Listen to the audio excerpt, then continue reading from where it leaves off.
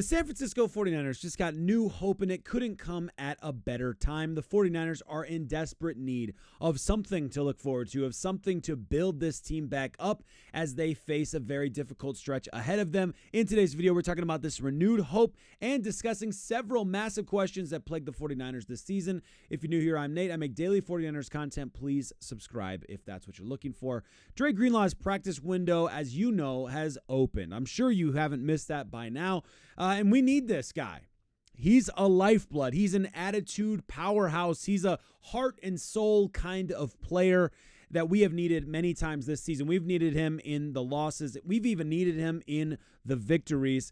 And here's what John Lynch said about this guy coming back. And you tell me whether or not you think that this particular aspect is good news or bad news, because it kind of feels to me like a really good news, and we'll see. Let me know what you think in the comments, but here he goes. It's going to be really cool to see 57 out there on the field. It will be better when we get him back in game action. That would be foolish, though, to have a guy be off this long. Stick him out there for his first practice. We try to simulate as much with the trainers. They do a great job, but now it's next step of his rehab process, getting into practice, which I'm really proud of Dre and the way he's attacked this. He's a difference maker for us on the field, but we are inspired just by watching him out there, so hats off to the kid for working his tail off. I love Dre Greenlaw and what he brought to the Niners, what he's brought to the Niners, and I'm really proud and excited for him that he'd be taking the next step. So the good news, the hope is Dre Greenlaw is on his way back. They've opened up that 21-day practice window, and now he's going to be on the field. That's all fantastic. Not today, of course. That'll be tomorrow. Today, the players have the day off. But how do you read John Lynch's comments there on KMBR this morning? Does that sound like he's going to be playing this weekend against Buffalo? If I had to guess, I'd say no. It doesn't sound like it. And, of course, the 49ers aren't going to say anything. They're going to keep it cryptic, and they're going to say, he's a shot to play Buffalo, and maybe he will. I don't really know. But I'm kind of moving. My mindset I'm not really on the Buffalo Bills, although, of course, I'm thinking about the game. I'm not thinking about the game in the way that I'm thinking about the remainder of the season, which is the 49ers need to start putting wins together. The 49ers need to start finding some form. The 49ers need to start playing a certain way. On that, by the way, John Lynch also talked about the game against Green Bay and the top three losses, which this was, a top three loss of the Shanahan era. And here's how John Lynch responded, which I think is hopeful. Give this a listen. I think we were embarrassed with the way that went the other day. That's not who we are. We've won a lot of football games, and we've been one of the better football teams in football over the past couple years. And so, that's an expectation from throughout the league, but it's also an expectation, most importantly, within our locker room. And, I think a lot of reasons. I think, why things might have transpired a certain way if you allow them to creep in, but you can't. We had everything we needed out there, and we just, it comes down to the fundamentals of football. Let me just pause there real quick and just say, this is the kind of ownership I want to hear, right, from leadership in this organization. I want to hear guys saying we had what we needed out there to win. It comes down to the fundamentals of football. I'm going to let John Lynch finish because he continues to go on, says some other good things that I think are important to hear. But just on the surface, like just right off the bat there, I'm really happy to hear that the 49ers are thinking about this in the right way. They're processing this in the right way, which is no excuses for injured players. This team has what it takes to win, and they should be out there winning. Let me let him continue. And tackle well enough on defense, albeit against a very good running back in Josh Jacobs, and a really good scheme in terms of running the ball. We knew that would be a challenge. We weren't up to that task. And, the same thing, careless penalties throughout the game. Yep. You go play a team like that sloppy when they're motivated, because we're the team that knocked them out last year, and we're a little compromised in terms of guys we have ready. It's not going to be a good outcome, and we were very disappointed with the way we we didn't show up, and you got to do something about that in this league. That's what I know is, it's one thing to be disappointed. What are you going to do about it? And the only thing we can do is go back to work and have a really good practice week. Okay, so let's pause there for just a second, okay? The word of the day is sloppy. Absolutely. That was just the feeling all the way around. And it's the sloppy started with injuries. It didn't stop with injuries. It started with injuries and missed tackles and things like that. But the overall picture, I think, that John Lynch is painting is accurate. The 49ers are properly, at least John Lynch is properly diagnosing what's going on here. And it starts with sloppy and missed tackles. And I'll be honest with you, and I'm sure you're going to feel the same way, that kind of stuff comes down to coaching. That's the kind of stuff that you need to hear the leadership. I know it didn't come out of Kyle Shanahan's mouth the same way, but that's the kind of stuff you need to hear from them taking ownership of. This is our bad. It is our job to make sure that we're paying close attention to the nitty-gritty details and we're not having double 12 men on the field penalties in a row. It's the organization's leadership that is responsible for making sure. It's the coaching that's responsible for making sure that guys are going out there and they're properly set up for success. And whatever you want to blame it on, snap count with the backup quarterback or whatever, or not snap count, you know what I mean? The point, it doesn't really matter to me as far as I'm concerned. This is the kind of stuff that this comes down to. Yes, there's an execution issue on the team, and you could look at tackles and say there's an execution issue there for sure. But I think at the end of the day, I hold this one on the coaches as much as the players, because the coaches need to be making sure players are game ready and making sure that players are in the right mindset, that they are as prepared as humanly possible. And most penalties, I think, are mental errors. Most penalties that we saw this weekend were mental errors, okay? I'm not going to bother with the Eric Saubert hold because I don't really feel like that was I think I can understand why you call that a hold if you're watching it real time and the way that the defender's trying to angle his body. I get it, okay? Sure, whatever. It didn't really seem like a hold to me. It seems like a really soft call, but that kind of stuff is going to happen, and you can't let games be determined by, one bad call from the ref or two bad calls from the ref. You did way too many things here to let the Packers back in this game. On the negative side of what John Lynch said, I don't know about you, but haven't we heard this already? Haven't we heard these kinds of things?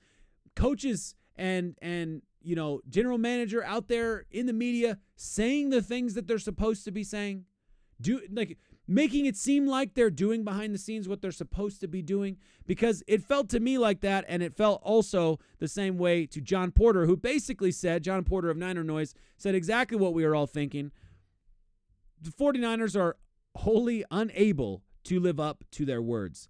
Because of all of the rhetoric about playing hard, learning to finish, or doing the fundamentals correctly, almost every Niners loss this season has followed the same path. Poor effort, fundamental mistakes, and an avalanche of errors leading to the ceiling caving in more often than not, coupled with the loss of a double-digit lead. Okay, so what are you supposed to do with that? What are we supposed to do about the fact that the 49ers guys seem to be saying the right things? The leaders seem to be saying the right things. The Fred Warners seem to be saying the right things. The Nick Bosas, the George Kittles, saying the right things. But things aren't changing the way that they're saying they're going to or should be, right? So something else is going on behind the scenes. I'm not exactly sure what it is. I'm not sure if it's just the Super Bowl hangover. I'm not sure if it's just not emotionally, too emotionally drained or whatever you want to say, okay? And you can let me know in the comments what you think about that. As far as I'm concerned, it's the need for guys to go out there and grab the game by the scruff of the neck. You had George Kittle doing it. We needed more than George Kittle doing it. We needed Fred Warner out there doing it. And I don't know if he's not right. I don't know if his ankle's not right or what's going on. I've heard a really interesting take from Lo Neal that it actually has a lot more to do with the defensive tackles than it does your Mike linebacker, because if your defensive tackles aren't doing their job, then the guy, by the time it gets to the mic, or by the time the mic has to move in, he's either flat-footed because he can't be moving downfield, or he's having to pivot because of their ineptitude at the front line. So maybe there's something there that Fred Warner's lack of strong playing comes down to the defensive tackles not doing their job. So I think there's, maybe a bigger conversation there. The 49ers, though, at the end of the day, like, what do you want these guys to say? I understand the point, and I agree with John Porter. It does feel that way. But also, you don't want them going out there and being like, well, we're not going to try hard anymore, or we're happy with what we've done so far. You wouldn't want them to admit they're happy about it, right? That wouldn't be good either. So you're kind of in a weird situation. Coaches have to say things coaches have to say. General managers have to say things general managers say. I mean, this is kind of just part of the game. And so far, the words have fallen flat too many times. But let's just say that the 49ers get their ish together. Let's just say that the 49ers go out there and do what John Lynch and Kyle Shanahan have been saying they need to do, what Fred Warner's been saying they need to do, what George Kittle's been saying they need to do. If the 49ers do that, okay, there is one slight positive I got off of Baldinger today, who is pretty much not giving any positives, but I did catch a slight positive. And for those of us who remember the games that Brock Purdy has excelled in, and not just the ones that he's struggled in, Buffalo, according to Brian Baldinger, is going to try and constrict you to tight zone coverage, and you'll have to drop that ball into windows. And how many times have we seen George Kittle destroy windows? I mean, Brock Purdy puts a ball up there where only Kittle can get it, and if Kittle doesn't go up there and get it, it's probably an interception, and George Kittle gets it, right? So there is this slight benefit. The Bills are going to be really, really tough, but if Purdy's healthy, I think there is a possibility there with Purdy's history against zone coverage. Not really this season, but in last season especially, Purdy's history against zone coverage has been good, so there's a slight little positive there. But the 49ers have to find a rhythm. Forget about the playoffs for a second. Like, this team needs to get back to playing good football in all three phases and all four quarters. And they're a team in need of retooling, and they have to prove that. I believe they're a team in need of retooling, not rebuilding. But they have to go out there and prove it. They have to go out there and say, hey, man, there are teams out there right now, like Tennessee Titans. There are teams out there like the Dallas Cowboys that are trash, and they're finding ways to win games this weekend because they're not resting on their laurels. They're not giving up on the season. They're going out there and they're saying, we're going to end the season playing good football, which sets us up really nicely for next season. You've got too many guys out there playing like their life's on the line. It's not even safe for you to go play football if you're not going to play with that kind of intensity and that kind of attitude. You can't play halfway. You're going to get yourself injured. So I think that there's a lot the 49ers still have to do this season, and we'll see if playoffs are in the picture if they start doing those things. I don't know. We'll see. Right now, it doesn't look like it's in the picture, but, mathematically, there's still a shot out there. So the 49ers are going to do that. Related to this topic, related to rebuilding and retooling and all that kind of stuff, John Lynch also talked about that, about how he's building the roster and stars getting paid. This was on KNBR there. And this is kind of interesting here because I think it leads into some of the discussion we've already started having this offseason, this season as we approach potentially an early offseason. There's turnover on teams. The way we're set up and paying our star players, there's going to be turnover. The way we're set up and paying our star players, there's going to be turnover. Okay, interesting. I don't know. I don't want to read too much into it, but it makes you think about some guys who are getting paid big money. That might be the turnover. We'll come back to that in a second. We just got to get healthy and keep people healthy. I think we'll play our best ball down the closing stretch this season. Okay? So, yeah, here. We would love to see this, Mr. Lynch. We would love to see you guys playing your best ball down the stretch here. Okay? Love it. Who are these players that John Lynch is thinking of when he says, the way we're set up and paying our star players, there's going to be turnover? Who are those guys? Because I'm not sure who the first name off of who's in your mind right now as you listen to this. I'm thinking of a guy named Deebo Samuel. I think he's the biggest name on the list right now in my head in terms of guys that are probably not going to be here. I don't say that because Deebo Samuel had a couple drops on Sunday. I'm not even saying that because Deebo might have lost his burst. I'm saying that because I think Deebo Samuel was already on the chopping block, on the trade block in a way, this offseason. So then you kind of restructure some things to make him happy, and so he'll play and all that good stuff. Everything happens, whatever. Not really sure what that really means. He gets some more guaranteed money. Is Deebo Samuel going to be a 49er next year, though? It's a very interesting question. Here is what John Lynch had to say about Deebo Samuel this morning on KMBR. Deebo has made so many plays for us over the long period of time here. People have become accustomed to that. The explosives haven't been there as much, implied this season. The kick return, those types of plays are what it's all about. Instead, they call a hold that I still can't find on film. I think it was a perfect block by Eric Saubert, but what that looked like the Deebo we need and expect. Hopefully there's more of that coming. Again, I don't want to read too much into this, but this is neither a commitment against or for Deebo, is it? It's not he's that guy that we're building around. It's not he's that guy that's going to blank. It is, he hasn't been this good. He hasn't been doing those explosives this season, really. And yes, disappointment about the one there. And this is the Deebo we need and expect. Hopefully there's more of that coming. I don't know, guys. It's probably my bias. It's probably my bias toward the 49ers looking to move on from Deebo Samuel this offseason that makes it really hard for me to not read those comments and think, I don't know, man. Maybe Deebo's gone. Maybe that's the plan. Maybe that's part of what Lynch is thinking. What can we get for Deebo? I know that he was on the trade block up until the first day of the draft, and then after that first day of the draft, it's kind of like we're not trading him. Kind of the same deal with Aiyuk. As far as I'm concerned, I don't think Deebo's doesn't have the burst or whatever. I think that some things that if he has that touchdown that gets called back, that insane touchdown a couple weeks ago, if he has this return, whatever. I also don't think the 49ers are expecting him to be like that every game in the fact that they don't put him back there for the kick return. And we talked about that before the season started with the new rules in kickoffs. It seemed like a good situation for a guy like Deebo Samuel, who's got more of a running back, make a couple guys miss sort of guy than a flat out speed sort of guy. Okay? Now, we'll have to wait and see what happens. We'll have to wait and see. But as far as I'm concerned, it sure seems to me like Deebo might be playing his last ever games in a Niners uniform. He's had an incredible, he's had a couple incredible seasons, and he's been invaluable at times to the team. And there's been times, even there's one this season where it felt like Deebo was really trying to take the team, put them on his back, and just carry them.